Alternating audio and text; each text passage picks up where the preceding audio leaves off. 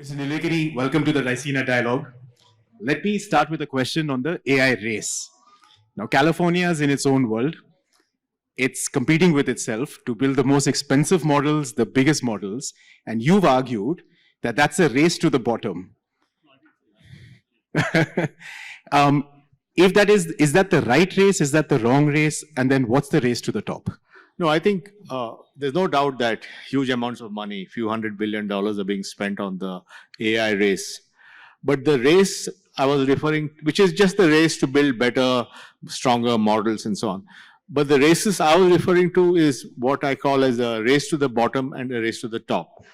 And what I mean by that is that there are many applications of AI or consequences of AI which are which are potentially disturbing to society, right? So the notion of massive job loss, because every job gets automated, especially white-collar jobs, knowledge worker jobs. The huge consumption of energy and water for AI as these data centers get built, and that means somebody else has to give up some energy or pay higher prices. The whole addictive nature of the AI tools, the fact that they're addressing things like loneliness for companions, and the whole host of things. And that's happening very fast. And by and large, people are a bit nervous about that, anxious about that. And the race to the top is where AI is being used to do things for society, combat climate change, global hunger, discover new drugs, and so on. So if we want AI to really be successful in the world, we have to make sure there are as many users of it on the positive side as just on the other side. And that's what I meant, that there's a race to the bottom and a race to the top. And currently, I think the race to the bottom is faster than the race to the top. So I want to stay with the race to the top for a second. India just completed the Global AI Summit, big success. But there's a video of you speaking to the Indian Prime Minister that has gone viral. And it was a video about building an LLM for Amul, which is the world's largest dairy cooperative. You went from an idea to millions of voices in about 33 days. How did you do it? And is that the race that we should all actually fixate on? Yeah, so I think what we have learned over the last several years where we try to build AI is that, first of all, technology is only 30% of the problem. 70% is the organizations, the trust building, the coordination amongst various stakeholders, making sure the data is secure, making sure that the answers that you get are not hallucinating. There are a whole host of things like that. And one of the projects we did was called Mahavistar, which is the agricultural bot for farmers in Maharashtra, in Marathi and other languages of Maharashtra.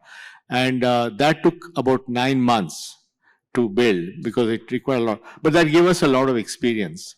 And then we built something similar for the country of Ethiopia, which was built in 3 months. So I'm able to crunch the time from 9 months to 3 months. And when I had this meeting with the Prime Minister, and he brought up the topic of, can we do this for cows? And because they can't talk back when they're not, they're not feeling well, which is a good point. So that's when the PMO connected us to Amul, and we did that in 3 weeks. Now, let me explain what's happening there.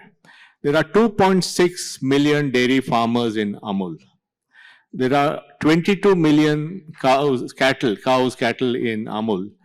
And there are only 1,400 vets in the entire system. Now, if your cow is sick, you don't get access to the vet, or it may take time simply because you have, 1,400 vets and 22 million cattle. So what the bot which has been built called Sarla Ben, which is in Gujarati, which has all the knowledge of all the cows and all the health issues, all the vet, everything, can be used by that woman dairy farmer if she has some challenge with a cow. Now that's a real use. So if and already getting thousands of queries. So that's an example of how AI has been put to use for enabling a dairy farmer in Gujarati, in the state of Gujarat, to get better health care for their cow, which is the principal source of income. To me, that's what we mean by saying that we need to build these kind of things. And what we have learned is now there's a way of building them. But thing is that technology is only a part of it. It's not just, it's not LLM, it's not like that. It's much more than that. So just on the LLM part, I've had many discussions with people here in the morning, in the evening. We had a lively discussion last night. And I was telling them the story about diffusion and AI for people, and they turned around and saying, oh, that's great. But if you don't have your model, then how are you going to be self-sufficient and resilient in building this out for the future? Well, I think models are commodities. If you look at what's happening in the model business, in the US alone, there are five huge corporations building large language frontier models. 5. Okay. And they're all spending, and each one is leapfrogging. So one day one is in the lead, tomorrow some. So that's amazing what they're doing, but they're all competing and leapfrogging. And then we have another 5 Chinese models which are competing almost at the same level. So across the world, we have 10 models in these 2 countries. In India, we have companies like Sarvam, which has built a 100 billion parameter model, which is a remarkable job with very frugal design and so on. So they will get built. So when we build a solution like what we have done for Amul, we can use any model we want, because the model capacity and power far exceeds what we need in the world of problem solving. They're so far ahead. And this is what we call the capability gap.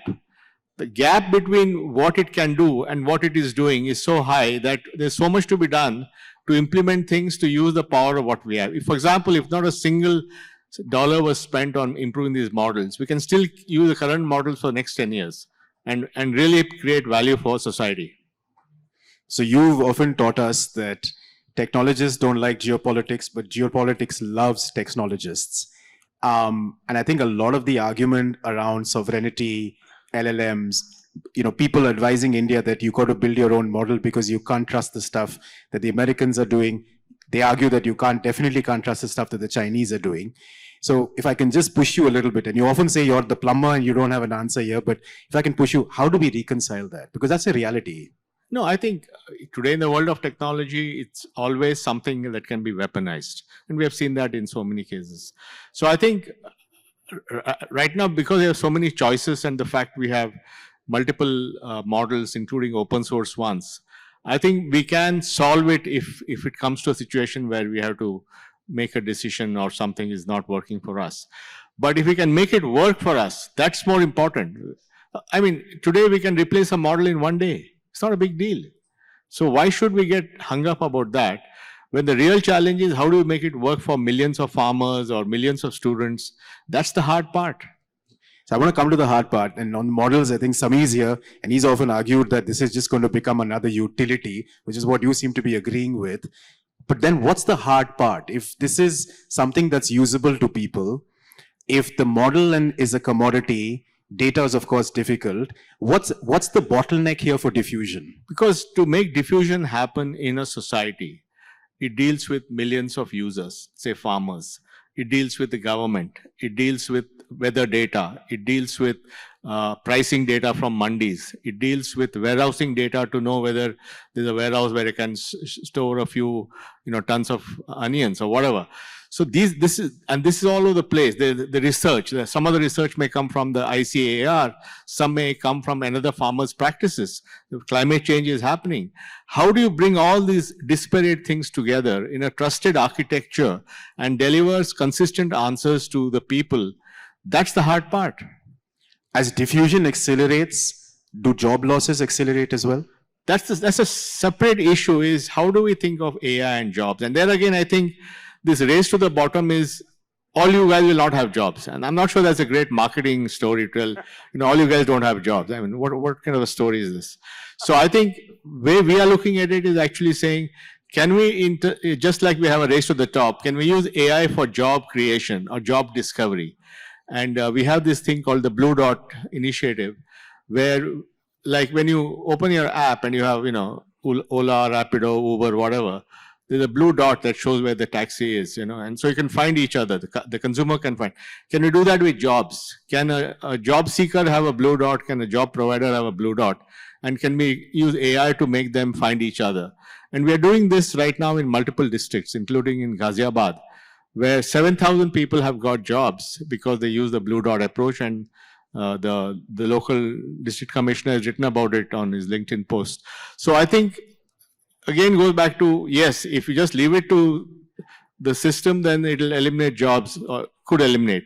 But if you can think of how do we use AI to amplify jobs finding, job creation, then so it goes back to things that this technology is not inevitable.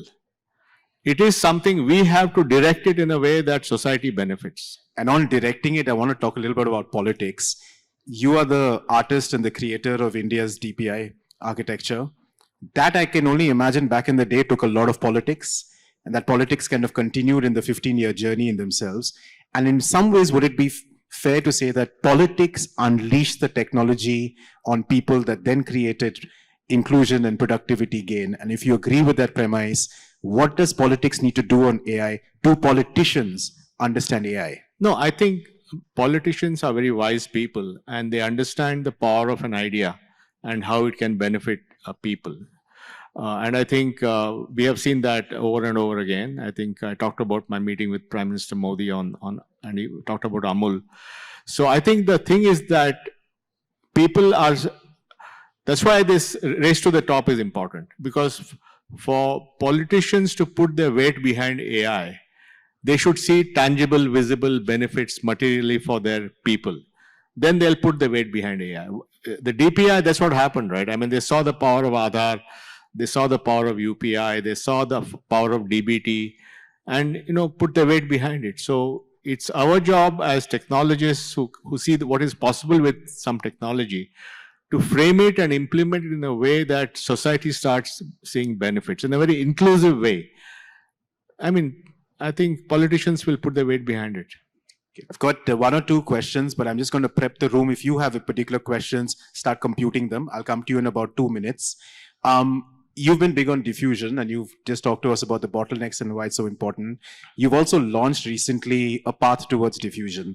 I think by 2030, you want 100 pathways. Just open that up for us a little bit. Well, basically, the idea is that, when we did the DPI things, when we took Indian DPI thinking global, we set a target for ourselves. We'll get to 50 countries in 5 years, and we're already at about 39 countries. So we like to be target oriented.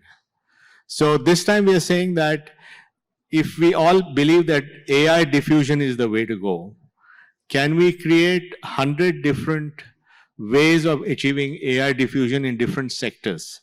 It could be in agriculture, it could be in education, it could be in healthcare. And a diffusion pathway is not technology alone. It's the whole box, whole bag of things. How it's implemented, who are the institutions we have to bring on board, what is government policy required, how do we build trusted data, how do we make sure that the sovereignty of data is protected. There's a whole playbook. It's like a playbook for each of them. So we call that as a pathway. And we're saying if we can do 100 of them globally, then we'll make a small dent in the argument of how AI is a force for good. And we're hoping that the ones we're doing today in agriculture and education all will multiply. It's really it's not a technology alone. It's really a whole package of how to do it.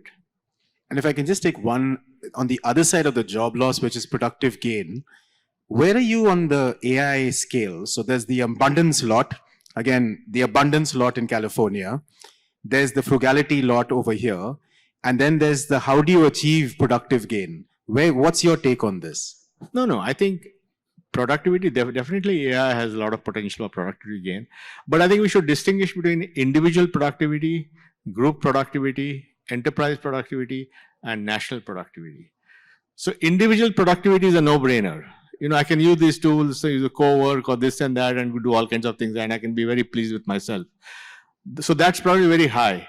But when you get to a group, the productivity drops because you have coordination costs, getting people together. When you take it to an enterprise, it drops even further.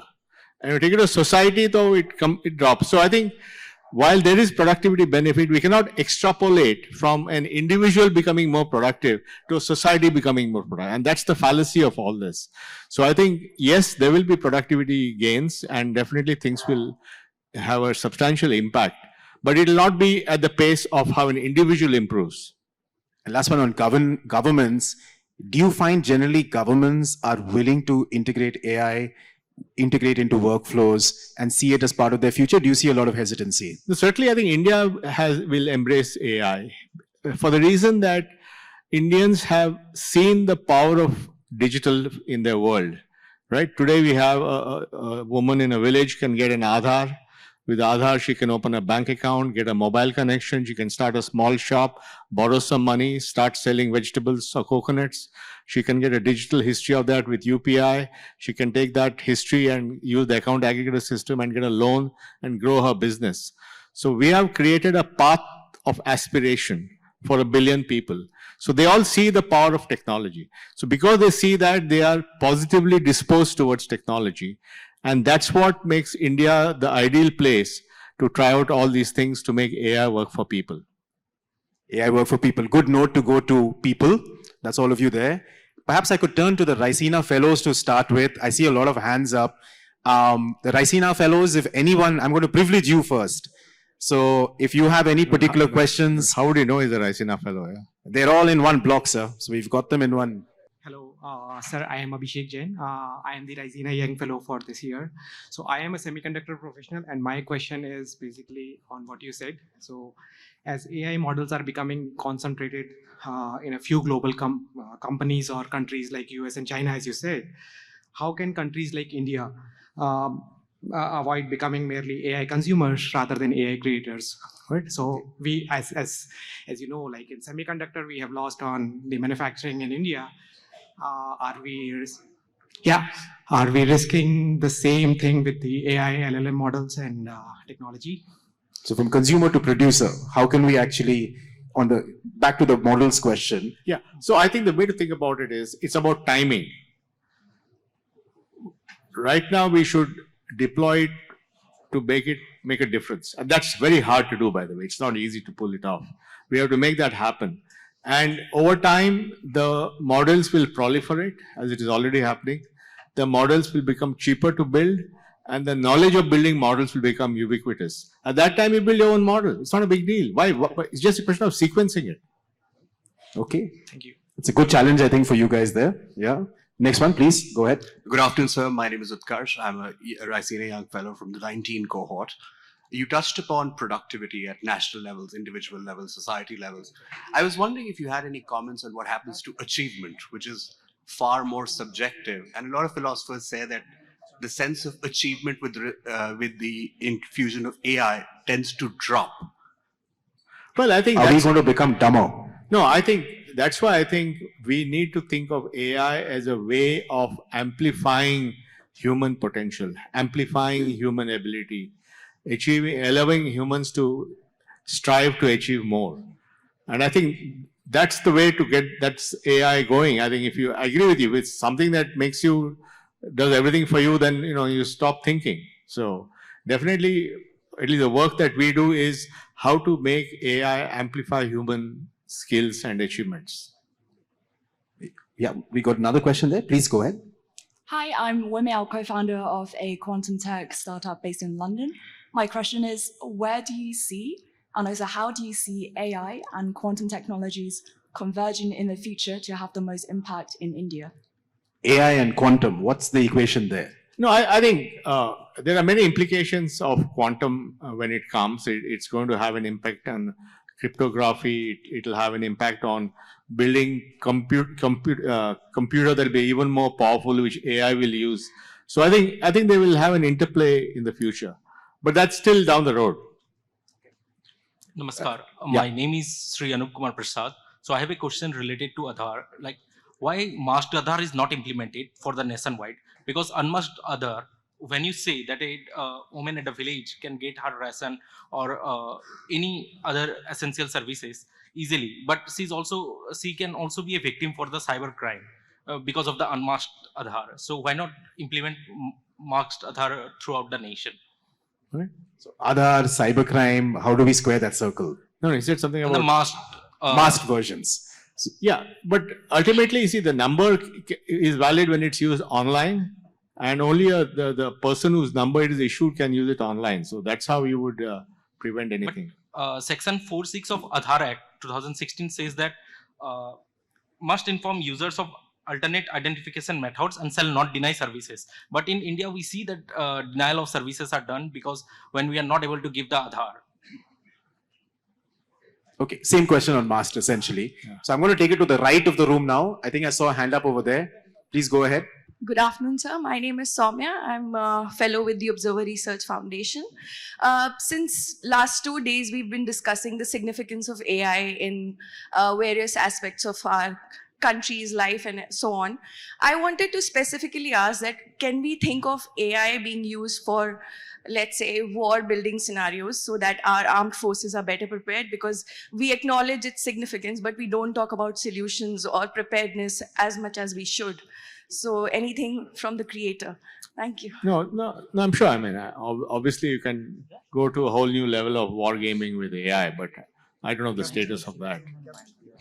Can I push you on that on one sec? So we're seeing a bit of a drama play out in the US right now between Anthropic, and we just hosted Dario for the summit, and the Department of War. Does that tension worry you as someone who wants to diffuse this stuff for global good? Well, I think it's adding to the debate, and it's an interesting debate because essentially the government is saying that as long as we're doing lawful things with the technology, we have the right to do that, and Dario is saying that there are certain uses that I'd like to prohibit. So that's for them to sort out. But I think it only goes back to my point, which is that we have to bring AI to a place where it's benefiting people. And if you don't do that, sooner or later, there'll be a backlash, or what's now called a botlash. So I think this is only adding to that. I mean, how does it make my life better? Every morning I get up, how does my life become better with AI? That's the question we have to answer. So diffusion. Yes, please go ahead. Hello. Okay, shall we start with the gentleman with the black shirt first? Yeah. Thank you, sirs. I'm Arindam Goswami. I run a startup out of Northeast India, and we work with a lot of MSME and small business owners from my region. So given my region has a lot of language diversity, something that's probably even more than from the rest of India, a common pain point that we've always noticed is that because you're not able to speak this number of languages, you're not actually able to access that number of people. So how about Infosys, and how could we basically, come up with frameworks that could help us bridge that gap? Well, not such. No, I think there is already. By the way, it's happening. We have this thing called AI for Bharat at IIT, which is coming out with all 22 Indian major languages. They're also working with the less resource languages. Recently, in the Maharashtra case, that Mahavistar, which is in Marathi, but there's a tribe called the Bhils who speak Bhili, which it's a very specific language, tribal language. Now they brought that up to speed, and now you can answer questions and ask questions and answer them in Bhili. So now we have the infrastructure in India to take to every Indian language in a matter of a few weeks or months. So I think it can be done also in the Northeast. Are you worried about, so we celebrated Sarvam's growth at the AI Impact Summit. So Sarvam was a big part of the summit. Are you worried about now what Sarvam needs to do to serve 1 billion people? No, I think that they are doing a very good job of not only building these models, they're designing it frugally, they're designing it. The cost is a big thing. I think inference cost has to be at Indian rupee cost, not dollar cost. So I think they're doing all the right things. And perhaps the last question. Hello. Yeah. My name is Rahul. My question is so simple. Will India become an AI producer or a consumer? Because we were enslaved by using first and second industrial revolution. Very important fourth industrial revolutions. So, see, as I said, making it work in the real world for real people at billion scale is incredibly complicated. We should do that. And then as the costs go down of building models, as the cost and the capability goes down and the capability goes up, we'll build any number of models. It's not a big deal. But I think one thing that's become clear with even the questions that we have here is we have to do a better job of explaining diffusion. Yeah. And one would think it's intuitive. If AI can benefit you as an individual, as a farmer, as a teacher, something will work out, markets will work out, revenue. But it's clear that everyone's fixated on models. So at some level, I'm guessing this will have to be diffused. Sure. Last question to you, Mr. Nilekani. You unlock digital infrastructure in India and large parts of the world. You're in the process of unlocking AI, we hope. What's the next unlock for Nandan Nilekani? That's good enough, yeah. Okay. No, there's got to be an answer. There's got to be something that bugs you. This is it. After AI, I'm done. Wow, that's a showstopper there itself.